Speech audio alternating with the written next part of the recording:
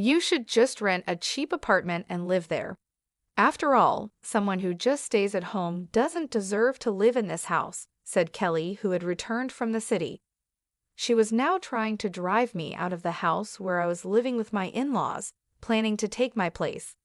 My in-laws don't understand working from home, and my husband, who wants the house, is siding with Kelly. Together with Kelly, my husband Eric, and my in-laws keep blaming me. Do they even realize who is paying the mortgage for this house? That's when it struck me, if I left, who would pay the $7,500 monthly mortgage? There was no reason for me to keep living with these people who made me feel so terrible. If they wanted me to leave, then I would leave. I had endured enough, and my anger had reached its peak. "I'll change the ownership and mortgage to your name," I told my husband. With that, I divorced my overjoyed husband Eric and left the house. Little did they know they would soon face an unexpected situation. My name is Lauren. I used to live with my husband Eric, who is 3 years older than me. I met Eric while working at a company, but it wasn't the typical office romance. Eric worked for the cleaning company that serviced my office. When I met my husband, I had just lost both of my parents in quick succession. First, my father was diagnosed with an illness, and the doctors gave him only 4 months to live. While caring for him, my mother fell ill too, and despite her fight, they both passed away, leaving me alone. Having no siblings, I suddenly found myself all by myself, struggling to accept the reality that my parents were gone. After their passing, I would often think of them at random moments and tear up. However, I tried to hide my feelings from those around me who were being considerate. I forced myself to smile all the time while at work. The first time my husband Eric spoke to me, I was trying not to let anyone notice as tears welled up in my eyes. I stood in the hallway during a break, staring blankly out the window, lost in thoughts of my parents. I had seen Eric at work before, and we had exchanged nods, but we had never spoken, and I didn't even know his name yet. Eric approached me as I looked out the window and asked, "Are you okay? You seem a bit down." In response to Eric's gentle inquiry, I found myself talking about my parents. Maybe it was easier because he was a stranger whose name I didn't even know. When Eric heard about my parents' passing, he sympathized, saying he was close to his own parents and could understand the loneliness. I was glad that Eric listened to my story. After that, we started having brief conversations whenever we saw each other at work, and it didn't take long before we started meeting outside of work. Soon after, we started dating. Eric introduced me to his parents. As Eric had mentioned, he seemed to have a good relationship with them. His parents, aware of my loss, were considerate and invited me to visit them anytime. I quickly grew close to my in-laws, and without a formal proposal, it naturally led to me marrying Eric. After the wedding, we rented an apartment near my in-laws and started our life together. After getting married, I quit my job and switched to a company that allowed me to work fully remotely from home. I did this considering the possibility of having children with Eric in the future. I told Eric about my career change, but it seems he didn't quite understand it. For now, he just knows that I work from home using my computer. Since my salary didn't change after switching jobs, I decided to take care of the living expenses. Eric earned less than I did, so we agreed that I would pay for our expenses while Eric would save his salary, except for what he spent on social activities. Eric didn't have any expensive hobbies, and before we married, his social expenses were mostly just dates with me or going out with friends. Eric himself said he was okay with me managing our savings, so this is how we handled our finances. Working from home was all positives for me. Above all, I was happy that I could enjoy leisurely meals with Eric when he came home. This wouldn't have been possible if I were still working at my previous company. Before marriage, I often made simple meals just for myself, but now, wanting to please Eric, I find myself wanting to cook more elaborate dishes. Our life together was peaceful, but then a few years into our marriage, something shocking happened. My in-laws' house was completely destroyed in a fire. Fortunately, my in-laws were unharmed, but they lost all their possessions and irreplaceable memories like photo albums. For a while, my in-laws stayed in our apartment, and they were deeply upset. I wanted to cheer up the two people who had helped me heal from the loss of my own parents, so I did everything I could to care for them. I cooked, of course, and also took care of the household chores during breaks from work, making sure they felt comfortable. On weekends, Eric and I would go out with them. However, my in-laws felt like they were being a burden and struggled to regain their usual cheerfulness. They often mentioned that they couldn't stay with us forever and were concerned about imposing on us. So my husband Eric and I decided to build a house to live with my in-laws. Until now, my in-laws had never brought up the idea of living together, but Eric and I had been considering it. In preparation, I had been saving from my salary, separate from the savings my husband was making, thinking it was better to get a mortgage sooner rather than later. I suggested that we use this opportunity to build a house. My in-laws were delighted, and the conversation quickly came to an agreement. The house they had lived in was a charming wooden structure built by my great-grandfather. It had been fine when they were younger, but as they aged, they started experiencing various health issues. Therefore, they had many requests for the new house. Eric, too, wanted to add various features, thinking that if we were going to build it, we might as well do it right. Ultimately, the cost ended up being much higher than anticipated. Still, convincing myself that we would be living there for a long time, I agreed to build a house that met all three of their requests. I began to sense something was off around this time.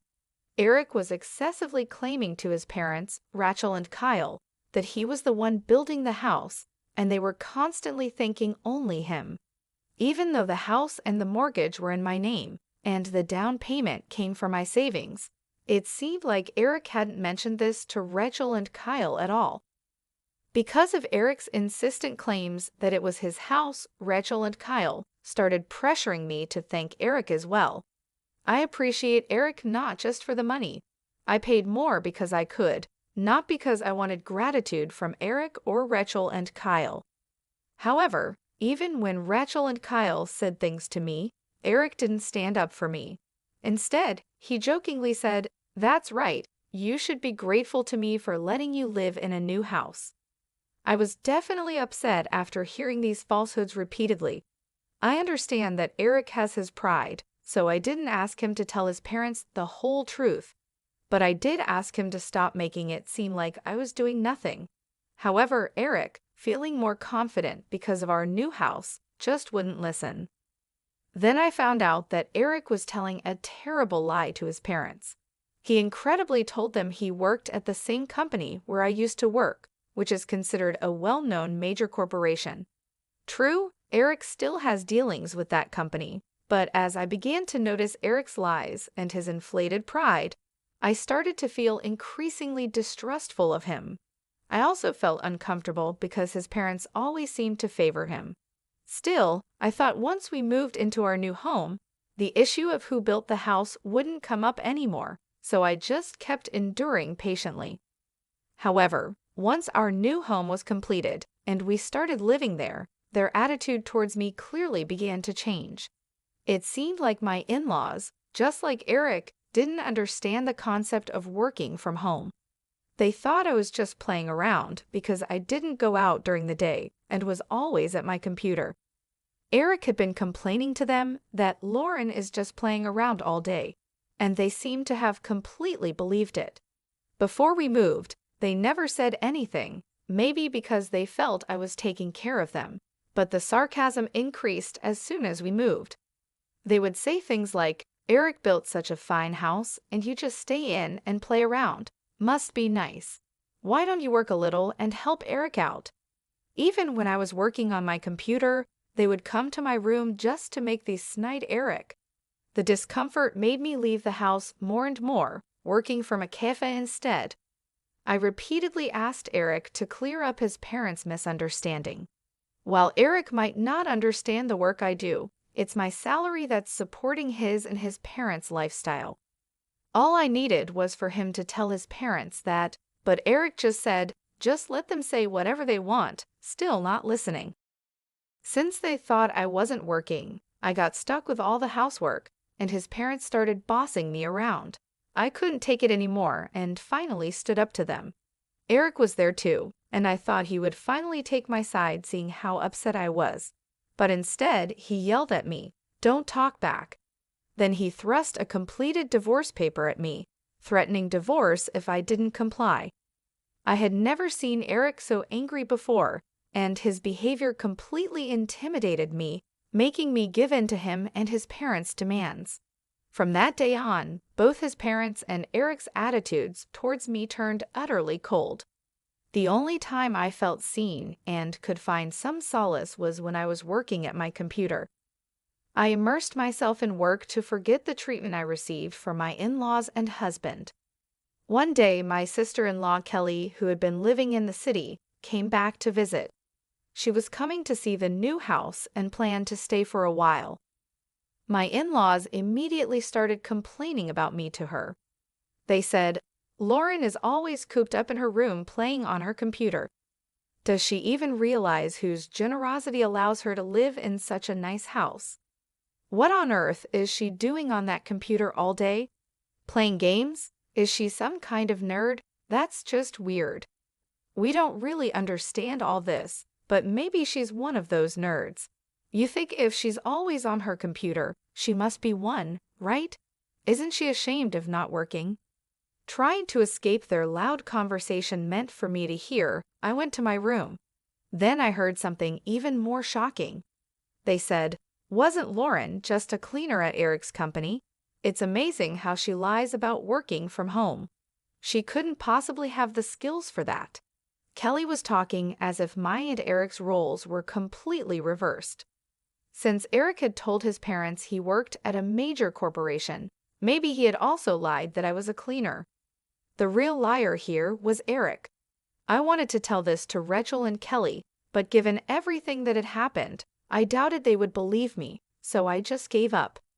Ever since Kelly came to visit, my place at the dining table was taken over by her, and I couldn't even eat at the same time as everyone else. While they ate the meals I prepared during my work breaks, I would be secluded in my room, continuing my work. This went on for a week, and the day for Kelly to return to the city came. But suddenly, Kelly declared, "I'm going to live in this house too. After staying here, I found it quite comfortable. I just quit my job, so I've decided to move back here," Kelly said. She had been working in the apparel industry but got tired of the office drama and decided to take a break. Her family home was being rebuilt, and when she returned and saw our new house, she found it more luxurious than she had expected. Leaving the city to start a business here could be good. "At my level, I can work from anywhere," she said. My in-laws, Rachel and Kyle, were thrilled with Kelly's words, and Eric seemed quite pleased with the compliments about the house too. However, there was no designated room for Kelly in this house. Until now, she had been staying in the guest room, but if she were to live here permanently, another room for Kelly would be needed, and the house had no spare rooms. Kelly had realized this after living with us for a week. She told me, "I'll live here, so you should leave," with a smug, malicious grin. "People who just play around at home don't deserve to live in a house like this. You should find some cheap apartment somewhere and live there." "No, this house is mine because I started to say, but Rachel cut me off. "That's a good idea. You do nothing but stay at home all day." Rachel sided with Kelly, leaving me no room to argue. I tried desperately to explain my job, but Kelly, who had just said that work could be done from anywhere, wouldn't understand about working from home. Just because I'm not going out, they say I'm not working. They're trying to corner me with such an absurd argument. After everything that's happened, I'm really starting to get angry. Eric doesn't try to speak the truth, just stands there laughing and watching the situation. Until now, I kept quiet, considering Eric's position, but I finally told Rachel, Kyle, and Kelly that this house was built in my name. I'm paying for all the mortgage and all the living expenses. The down payment came from my savings, and Eric hasn't paid a single penny. Seeing me speak up to this extent, Eric was clearly panicked. However, the only things that came out of his mouth were words to berate me and self-serving statements to hide the truth. He shouted at me, calling me noisy, telling me to shut up, and calling me a liar. Eric was obviously flustered, and it was clear he was hiding something, yet Rachel, Kyle, and Kelly still defended him, calling me the liar no matter how many times I tried to explain. I said it wasn't a lie, but they didn't believe me. That's when it struck me, if I left, who would pay the monthly mortgage of $7,500? There was no reason for me to keep living with these people, enduring such unpleasantness. If this house is supposedly built by Eric, who works at a major corporation, maybe it should all truly be his. With that thought, I decided to sign the divorce papers that Eric had pushed on me, intending to threaten me. When I offered to change the house's title to Eric's name, he was so delighted he almost danced. He must have thought the house would now fully become his own in name and reality. He's not wrong, but Eric misunderstood one thing. Initially, to change the mortgage to his name, we tried to go through the process together, but Eric disliked the complex procedures and told me to handle it alone.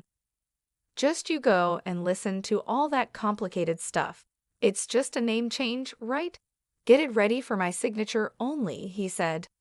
Since that wasn't possible, I took the reluctant Eric to the bank and a legal professional for consultation. Throughout, Eric didn't listen to the explanations and just played with his smartphone. When it came to signing the documents, he finally became eager. "If I sign this, the house will be in my name, right?" he asked. After I confirmed, he happily signed the documents. Once all the procedures are completed, both the house and the mortgage will finally be Eric's. I've explained it several times, but I wonder if Eric has truly realized it. He was ecstatically reporting to Rachel, Kelly, and Kyle. Even after hearing this, how can they still believe that Eric works at a major corporation and I'm unemployed? I watched this scene with a feeling of astonishment. After changing the house and mortgage to his name, I filed for divorce. "We're going on a trip to celebrate this, so you better move out while we're gone," Eric said. Waiting for the procedures to finalize, Eric took Rachel, Kelly, and Kyle on a ridiculous divorce celebration trip. They were apparently going abroad and wouldn't be back for about 15 days. During that time, I sold all the furniture and appliances I had brought into the house and packed my belongings into the car, ready to leave while handling various procedures in parallel. I was also looking for a new house and moved immediately after packing my belongings. The place I chose for my fresh start is the top floor of a high-rise condo. It was a stroke of luck that this condo worth about $8 million was available. However, given the timing, I thought it must have become available just for me, and I decided to boldly purchase it. For the past few years living with Rachel, Kyle, and Eric had been stressful, so I was thrilled about my new life ahead. In fact, I had an inheritance left by my deceased parents. I had been investing using that inheritance even before marrying Eric. Initially intended as just a way to earn some pocket money, these investments turned out to be a huge success, and now my assets amount to several $1,000,000. I had planned to use that money for a relaxed early retirement with Eric in the future. I had kept this asset a secret, intending to surprise Eric, but now I'm truly glad I never mentioned it. If I had told them, Rachel, Kyle, and Kelly might have joined forces to take my assets. Living with that family, I painfully learned just how careless they are with money. The house I lived in with Eric and his parents was decorated mainly based on their preferences, so it wasn't to my taste. With the move to the condo, I took the opportunity to create a space I love, carefully crafting the interior to my liking. Now it has become the perfect space surrounded only by things I adore. Above all, there's no one around to make snide Eric, so I can happily work from home. Once things settle down, I'm planning to join a cooking class or yoga studio. Finally, in this enjoyable and free time, I have regained a peaceful mind for the first time in years. The call from Eric came the night they returned from their trip abroad.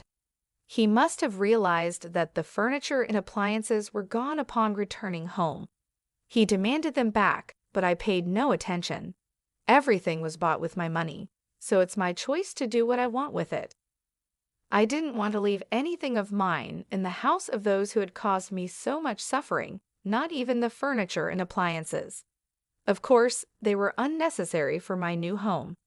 When I told Eric that I had already sold them, he still demanded I buy them back immediately. It's impossible. You, working at a major corporation, should just buy new ones, I retorted and then hung up the phone. That day, Eric called several times, but I ignored all of his calls. Months had passed since Eric and his family returned from their overseas trip. I had completely forgotten about my previous life and was having a great time getting along well with my neighbors. That day, I was returning from a cooking class I attended, invited by a friend who lived on the floor below. Suddenly, I received a call from Eric. Although I was suspicious, I answered, thinking there might be an issue with paperwork that needed attention. As soon as I answered, Eric shouted in a loud voice, "What is this all about?" It was just like the day they returned from their overseas trip. Wondering if there was anything else besides the furniture and appliances that could have angered my husband, I decided to listen closely. It turns out he had finally noticed the amount of the loan repayments when he opened a letter that had arrived at the house. He saw that the loan repayment amount was listed as $7,500 per month, which is why he called in a panic. "Wasn't the loan already paid off?" he exclaimed. "Of course not. The bank explained everything clearly, didn't they?" I replied. "That's impossible. I never heard about it." "With the fire insurance in your savings, why didn't you pay off the mortgage?" he shouted. "No way, that's impossible. Do you even realize how much that house was worth?" I responded. Shockingly, it seems Eric believed the mortgage was already paid off despite the bank's detailed explanation, which he had nodded to. He was apparently under a different impression. I was sitting right next to him, watching and listening, so I remember it well. Even if Eric wasn't paying attention, he had already signed the mortgage transfer, so it was too late now. Eric kept trying to find a way out of the mortgage payments, but there was nothing I could do about it. Eventually, he seemed to realize that he had no choice but to repay the loan and fell silent, seemingly frustrated. "I thought you'd be struggling to find a place to live," Eric said, clearly under the impression that I was in a dire situation. The reason Eric could freely spend his salary until now was because I was the one covering our living expenses. Even after our divorce, I have no trouble living on my own. It's too late for him to realize that he was relying on me for everything. I wondered what kind of life my pretentious ex-husband Eric had been leading these past few months with his parents, Rachel and Kyle. Most likely, they were living luxuriously, doing whatever Kelly suggested, and then he realized there was a mortgage to be paid. I wonder what Eric is going to do now, I thought, as if it were someone else's problem, since we're practically strangers now. I didn't care at all about how much trouble my ex-husband and his parents, Rachel and Kyle, were in. Seeing him so frustrated, I decided to tell him the truth. Too bad, I moved into a luxury condo with the money I made from a successful investment. While he was speechless, I hung up the phone. There were no calls from him after that, so I thought he had managed somehow. But then, out of the blue, he called again. When I answered, wondering what it was about this time, it turned out their house had been seized, and he was in a panic. In the background, I could hear the desperate voices of his parents, Rachel and Kyle, and his sister, Kelly. "What should I do? Help me, Lauren," my ex-husband pleaded desperately. A person claiming to be an enforcement officer was visiting their house, and I could hear Rachel, Kyle, and Kelly addressing the officer in the background. According to this officer, the house was about to be put up for auction, with details like the auction date and bidding period to be decided once the auctioneer was determined. After the ownership transferred, my ex-husband and his family would be evicted from the house. I thought they must have received warning letters leading up to this, but when I asked my ex-husband, he sounded confused and said they hadn't arrived. However, that couldn't be right, and after persistent questioning, he finally admitted in a small voice, maybe they did arrive. It turned out he had intentionally ignored the letters, realizing they were about loan repayments. The envelopes were already open before I saw them. I thought someone was taking care of the payments.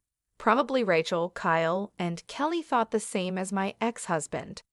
Eventually, a demand for the lump sum repayment of the loan arrived, and it seems my ex-husband and his family were aware of it, but continued to ignore it, thinking someone else would pay it.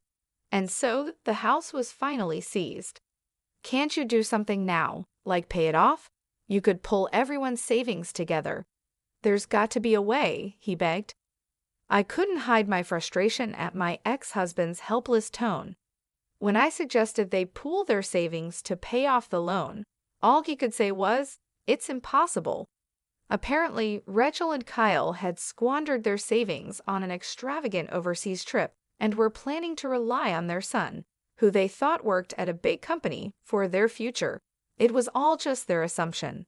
Kelly, his sister, who claimed she quit her job to come back home, was actually fired for embezzling company funds. She talked as if she had been hugely successful in the city, but in reality, she was just a modestly paid accountant in a small to mid-sized company. She got hooked on visiting nightclubs and gradually embezzled money from her company to splurge on them. Even though she had returned home relying on her parents, Rachel and Kyle, she had the nerve to make grand claims. As for my ex-husband, after our divorce, he pretended to be working at a large corporation and started dipping into his savings to cover living expenses. Rachel, Kyle, and Kelly lived lavishly, and the money he had saved while we were married was completely gone. Then came the demand for the lump sum repayment of the loan. As their financial situations came to light, it seemed like the focus shifted from the court case to blaming each other. In the midst of this, my ex-husband started clinging to me. "Please, Lauren, you're living in that high-rise luxury condo now, right? Let's all live together there again." I refused. "We're divorced now, and as far as I'm concerned, we're strangers." Although I had felt a bit sorry for him earlier, I definitely didn't want to live with those people ever again. Hearing the voices of my ex-in-laws, Rachel, Kyle, and Kelly, in the background, I felt more resolved and firmly declined my ex-husband's offer. Upon hearing my refusal, Rachel, Kyle, and Kelly immediately started hurling insults at me.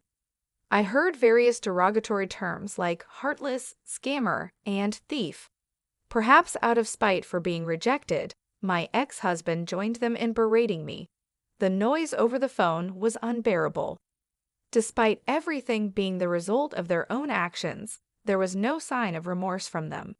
Eventually, all four of them started blaming each other, leaving me out of it and arguing among themselves. I decided then and there to never involve myself with these people again. I quietly hung up the phone and blocked my ex-husband's number. A few days later, I came across a concerning headline in a corner of the newspaper. The article about a father and son getting into a fistfight and the police being called made me suspect it was about my ex-husband and his father. I decided to contact a mutual acquaintance who lives near my ex-in-law's home.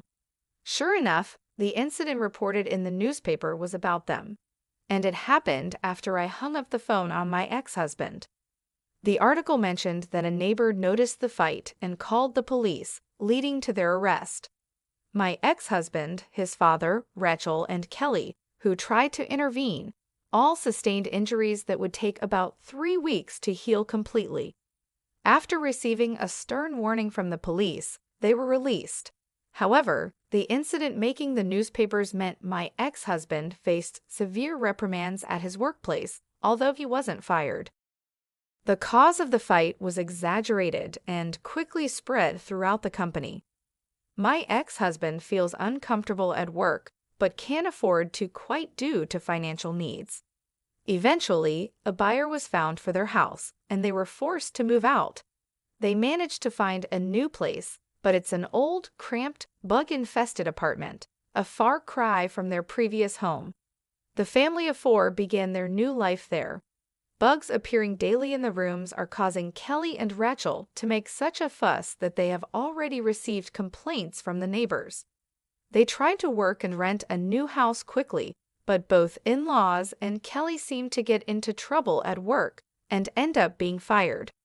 Especially Kelly, with her past of embezzling company funds becoming widely known, is finding it difficult to get rehired. It looks like they will have to continue living on my ex-husband's income alone. My ex-husband seems to be trying to find out where I live, asking our mutual acquaintances persistently. They have warned me to be careful. Even if my ex-husband finds my condo, he'll just be turned away by the full-time concierge. I gratefully accepted the advice from my acquaintance and made sure to ask the concierge to be on the lookout. With this, the turmoil with my ex-husband and his family finally comes to an end. It hasn't even been a year since I left that house, but it already feels like a distant past event. I've completely adapted to life in my luxury condo, enjoying my days filled with hobbies and work.